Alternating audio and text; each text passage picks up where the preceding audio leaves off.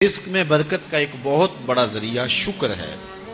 ارشاد فرمایا لَإِن شَكَرْتُمْ لَأَزِيدَنَّكُمْ، اگر تم شکر کرو گے وہ تمہیں اور زیادہ عطا کرے، اور اگر تم شکر نہیں کرو گے وَلَئِن كَفَرْتُمْ، کفران نعمت کرو گے، إِنَّ عَذَابِي لَشَدِيدٌ، تو پھر میرا عذاب بڑا سخت ہے۔ رزق کے اضافے کا ایک اور بہت بڑا سبب انفاق فی سبیل اللہ ہے۔ اللہ فرماتا ہے جو تم خرچ کرتے ہو تو جو چیز تم نے نکال دی اس کی جگہ اللہ تمہیں اور عطا کر دیتا ہے۔ بعض اوقات ہمارا یہ ہوتا ہے کہ کوئی آدمی مالی بحران میں آ گیا تو وہ کرتا کیا ہے کہ جو راہ خدا میں دینے کا کھاتا تھا پہلے اسے کلوز کرتا ہے، یہ فلاں مدرسے کو دیتے ہو یہ بھی بند کر دو، یہ مسجد کو دیتے ہو یہ بھی بند کر دو، یہ فلاں غریب کو دیتے ہو یہ بھی بند کرو، حالات ٹائٹ ہو گئے۔ لیکن 5 گاڑیاں ہیں تو 2 گاڑیوں پہ گزارا کر لیا جائے، پیٹرول بچے، یہ نہیں ہو سکتا۔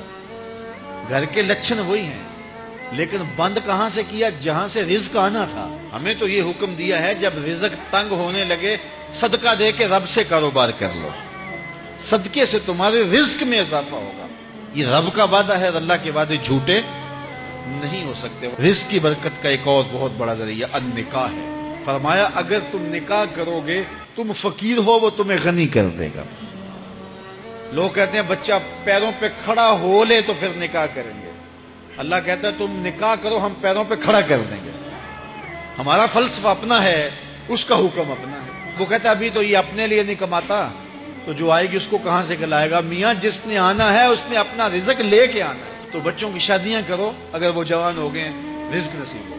اپنے اہل خانہ کو نماز کے حکم دینے سے رزق بڑھتا ہے، چونکہ جو صبح کا وقت ہوتا ہے یہ رزق کے بٹنے کا وقت ہوتا ہے، اور جس گھر میں صبح کے وقت لوگ سوئے ہوئے ہوتے ہیں وہاں بے برکتیاں ہوتی ہیں۔ تو طلوع فجر سے لے کر کے طلوع آفتاب تک اپنی اولاد کو، بیوی کو، بچوں کو نہ سونے دیں۔ اس وقت رزق بٹنے کے لمحے ہوتے ہیں۔ کثیر دعائیں مانگیں، تلاوت کلام مجید پڑھیں، اور نماز فجر مرد حضرات مسجدوں میں جا کے باجماعت ادا کریں، اور گھروں میں جو ہے وہ بیٹیاں بہنیں مصلے بچھا لیں تو اللہ کی رحمتوں کا نزول ہوگا۔ اب ایک حدیث میں رزق کے اضافے کا ایک اور نسخہ ارشاد کیا گیا۔ میرے حضور نے فرمایا جو شخص یہ چاہتا ہے کہ اس کے رزق میں برکتیں ہو اور اس کی عمر میں اضافہ ہو تو وہ اپنے رشتہ داروں کے ساتھ سلوک اچھا کرے۔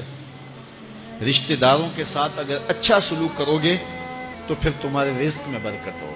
غریب ہیں تو ان کی مدد کرو، ان کی بیٹیوں کی شادیاں اپنے ذمے لے لو اگر اللہ نے آپ کو وسعت دی ہے، ان کی پریشانیاں بانٹ لو، ان کا قرضہ ہے تو اتارنے کی کوشش کرو، ان کو مشکلات سے نکالنے کی کوشش کرو۔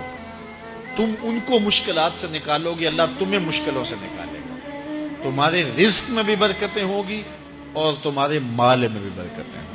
فرمایا بہتر صدقہ وہ ہے جو ناراض غریب رشتہ دار کو دیا جائے۔ اگر وہ پھنس گیا ہے، مجبور ہے، ناراض ہے، تو اس کو اگر دیں گے تمہارا نفس اس میں شامل نہیں ہوگا، تو یہ افضل صدقہ ہے جو ہر صورت میں قبول ہی قبول ہے۔ رزق کے اضافے کا ایک اور سبب الاحسان الی الضعفاء، جو کمزور لوگ ہیں ان کے ساتھ اس نے سلوک کرنا۔ الانفاق علی طلبۃ العلم، طالب علموں پہ خرچ کرنا، یہ بھی رزق میں اضافے کا سبب اور ذریعہ۔ وہ حضرت بابا فرید نے کہا نا 6واں رکن دین کا روٹی ہے۔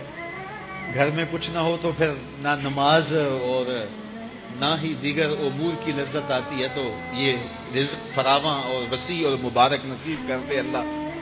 تو اس کے لیے ایک اور وظیفہ میں دیتا ہوں، اور وہ یہ کہ مغرب کے بعد 21 مرتبہ سورۃ الکوثر پڑھ لیں، کثرت ہو جائے گی انشاءاللہ۔